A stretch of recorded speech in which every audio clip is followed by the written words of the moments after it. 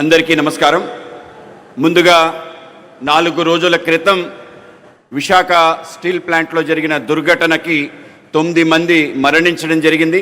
ముందుగా వాళ్ళందరికీ కూడా శ్రద్ధాంజలి ఘటిస్తూ వాళ్ళ ఆత్మలకి సద్గతులు ప్రాప్తించాలని ఆ కుటుంబానికి ఎన్డీఏ కూటమి తరఫున ప్రగాఢ సానుభూతి తెలియజేస్తూ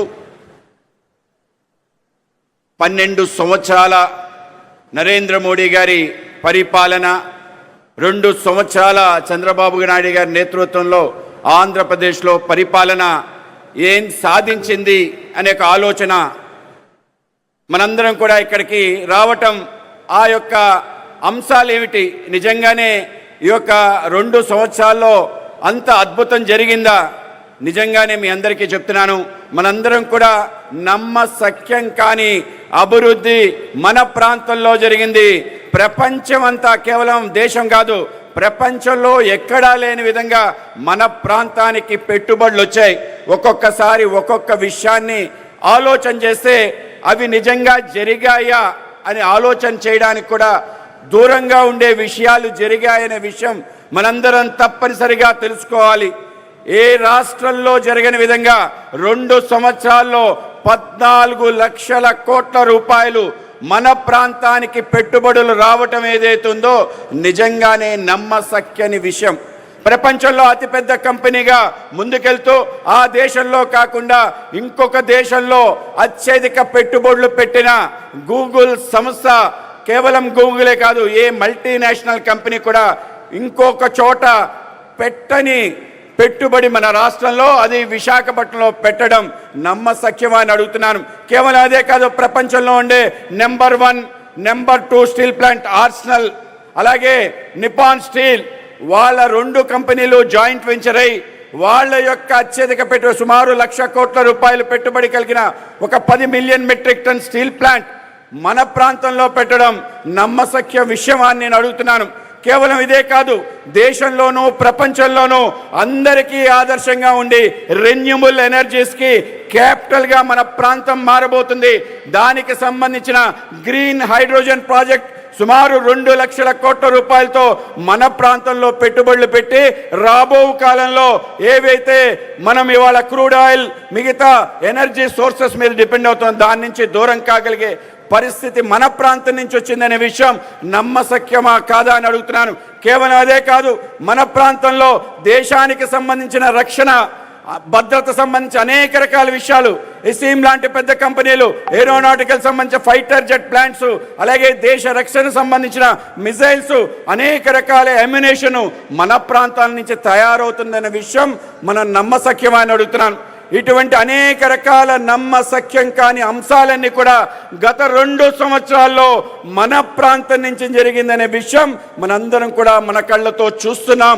వాటన్నిటినీ కూడా తప్పనిసరిగా మనందరం కూడా కేవలం చూడటం కాదు, జరిగిన విషయం ప్రజానీకానికంతా తెలియజేయాల్సిన కర్తవ్యం కోసమే ఈ యొక్క అభివృద్ధి సంక్షేమ సంబంధించిన 2 ఏళ్ల యొక్క నమ్మకం అనే యొక్క సభ ద్వారా ప్రజలకు తెలియజేయాలి. ఆ విధమైన నమ్మకాన్ని ప్రజల్లో బలంగా నాటే మన ప్రయత్నం చేసిన మన గౌరవ ముఖ్యమంత్రి వర్యులు, దార్శనికుడు, నిన్న ఏదైతే జరిగిన నీతి ఆయోగ్ సమావేశాల్లో అందరి చేత మన్ననలు పని ముందుకెళ్తున్న మన నాయకుడు శ్రీ చంద్రబాబు నాయుడు గారితో, అలాగే ఆయనతో కలిసి మొత్తం భుజం కలిపి తన శాఖ కాక అన్ని శాఖలకు సంబంధించిన అంశాన్ని కూడా చూస్తూ ఆంధ్రప్రదేశ్ ప్రగతికి ఏ విధంగా ముందుకు తీసుకెళ్లే విషయంలో ఒక మార్గదర్శిగా ఉండి నడిపిస్తున్న మన ఉప ముఖ్యమంత్రి శ్రీ పవన్ కళ్యాణ్ గారు, వీళ్ళిద్దరి యొక్క ఆలోచనతో మరింత వేగంగా స్వయంగా ప్రధానమంత్రి గారు ఇంటికి పిలిపించుకొని ఏ నాయకుడితో కూడా, ఏ ముఖ్యమంత్రితో కూడా ఇంతసేపు గడపలేదు. అనేక రకాల విషయాలు మాట్లాడుతూ నువ్వు చేసే పను ఏ విధంగా తీసుకెళ్తున్నావు, ఆయన ఆ విధంగా అభినందించిన వ్యక్తి మన యొక్క ఐటీ శాఖ మంత్రి వర్యులు శ్రీ నారా లోకేష్ గారికి, అలాగే మన ఆంధ్రప్రదేశ్కి ఏం కావాలి అన్ని రకాల విషయాలు కేంద్ర కేబినెట్లో ఉంటూ ముందుకు నడిపిస్తున్న వ్యక్తి మనందరి యొక్క నాయకుడు మన యొక్క రామ్మోహన్ నాయుడు గారికి, అలాగే మన పెంబసాని చంద్రశేఖర్ గారికి, వేదిక పైన ఇతర మంత్రివర్గ సహచరుల మంత్రివర్గ సభ్యులందరికీ, ముందున్న ఎమ్మెల్యేలకి, అలాగే ఎమ్మెల్సీలకి, అనేక రకాల చైర్మన్లకి అలాగే ఈ యొక్క కార్యక్రమానికి విశేషంగా విచ్చేసిన 3 పార్టీల సంబంధించిన నాయకులందరికీ అలాగే మనందరినీ ఈ విధంగా నడిపించడానికి ముందుకెళ్ళడానికి కారణమైన కార్యకర్త సోదరులందరికీ కూడా ముందుగా చేతులెత్తి నమస్కరిస్తూ ఈ ప్రభుత్వం కేంద్ర రాష్ట్ర ప్రభుత్వాలు 12 సంవత్సరాల ఎన్డీఏ పరిపాలన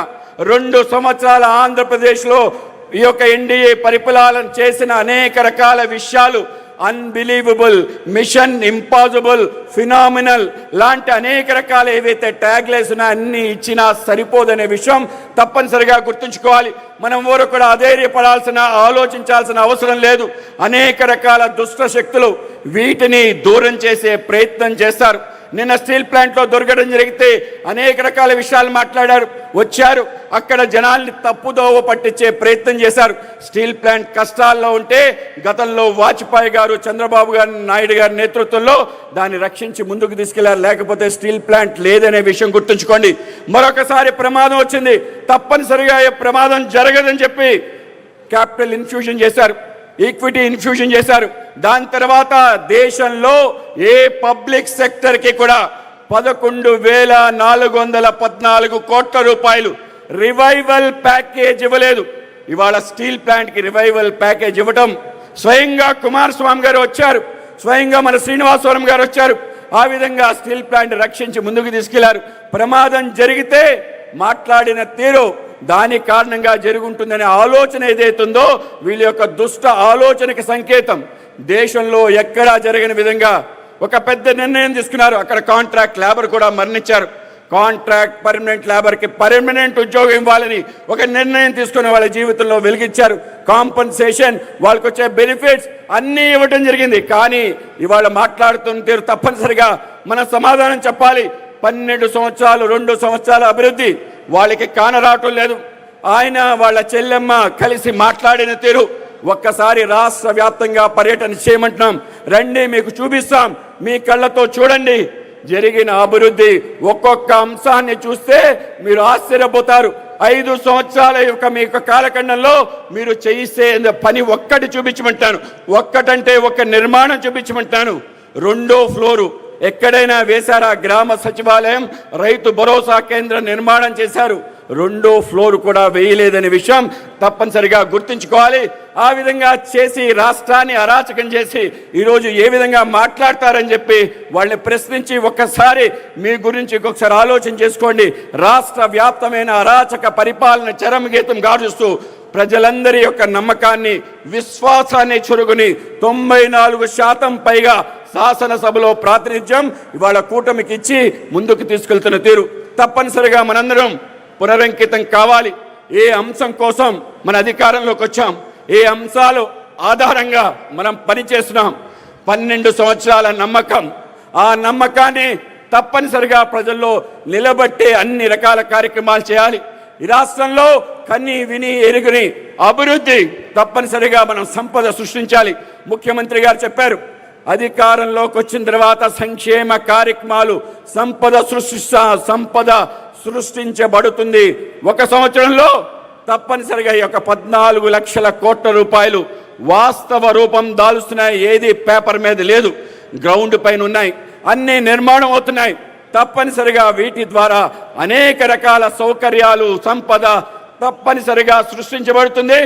మరింతగా ప్రజలకి సంక్షేమం అందించడానికి కేంద్ర రాష్ట్ర ప్రభుత్వాలు ఉన్నాయి అనే విషయం మనందరం కూడా తప్పనిసరిగా తెలుసుకొని ప్రజల్లోకి వెళ్ళి మరింత బలంగా, మరింత ధైర్యంగా, మరింత నమ్మకంతో ప్రజలకి తెలియజేయాలి. ఏ రాష్ట్రంలో జరిగినంత అభివృద్ధి మన ప్రాంతంలో జరిగింది. ప్రతి గ్రామం, ప్రతి గడప అన్ని రకాల సౌకర్యాలు కలిగాయి. ఇవాళ తప్పనిసరిగా మనం గడపకి వెళ్ళి వాళ్ళ యొక్క డోర్ని కొట్టి మీ ఇంటికి నరేంద్ర మోడీ గారు వచ్చారు, మీ ఇంటికి చంద్రబాబు నాయుడు గారు వచ్చారు. తప్పనిసరిగా వాళ్ళకి చూపించే బాధ్యత మనందరం తీసుకోవాలి. ఏ విధంగా వచ్చారు? అనేక రకాల సంక్షేమ కార్యక్రమాల రూపంలో వచ్చారు. సూపర్ 6 రూపంలో వచ్చారు, నరేంద్ర మోడీ గారు గ్యాస్ రూపంలో వచ్చారు, టాయిలెట్ రూపంలో వచ్చారు, LED లైట్ రూపంలో వచ్చారు, ప్రతి ఇంటికి Jal Jeevan machine tap connection రూపంలో వచ్చారు. అన్ని రకాల రూపంలో మీ ఇంటికి వచ్చి మీ రక్షణ భద్రత, మీ అందరికీ ఉచిత రైస్, అన్ని రకాల విషయాలు మీ ఇంటికి వచ్చారు, గమనించండి అని చెప్పాలి. ఆ విధంగా మనం ముందుకు తీసుకెళ్లాలని చెప్పి అటువంటి గురుతర బాధ్యత మనందరం స్వీకరించాలని దేశ రాష్ట్ర ప్రజలందరం కూడా తప్పనిసరిగా ఒక డబుల్ ఇంజిన్ సర్కార్, మొన్న అశ్విని వైష్ణవ్ గారు వచ్చి అనేక ప్రాజెక్ట్స్ స్టార్ట్ అవుతున్నాయి. అమరావతి నుంచి డబుల్ ఇంజిన్ సర్కార్, ఏదైతే బుల్లెట్ ట్రైన్ 7 సంవత్సరాల్లో సాకారం కాబోతుందన్నారు. నేను చెప్తున్నాను, 2 సంవత్సరాల క్రితమే వచ్చింది. చంద్రబాబు నాయుడు గారు, పవన్ కళ్యాణ్ గారు, నరేంద్ర మోడీ గారి నేతృత్వంలో ఆంధ్రప్రదేశ్లో బుల్లెట్ ట్రైన్ వచ్చింది, శరవేగంగా కొనసాగుతుంది. మనందరం కూడా దానికి మద్దతు ఇవ్వాలని తెలియజేస్తూ నరేంద్ర మోడీ గారి పిలుపు ఏంటంటే సబ్కా సాత్ సబ్కా వికాస్, అందరితో అందరి వికాసం, అలాగే అందరి విశ్వాసం, సబ్కా విశ్వాస్, చివరికి సబ్కా ప్రయాస్. మనందరి యొక్క ప్రయత్నం కూడా దాంట్లో ఉండాలి. ఆ విధంగా మనందరం కలిసి ముందుకెళ్ళాలి. దేశం ఎవరు కూడా ఆలోచన చేయని విధంగా మన అభివృద్ధి జరగాలి. దానికి మనందరం కలిసి సహకరించాలని తెలియజేస్తూ ఈ అవకాశం ఇచ్చిన పెద్దలందరికీ ధన్యవాదాలు తెలియజేస్తూ భారత్ మాతా కీ, భారత్ మాతా కీ జై తెలుగు తల్లి.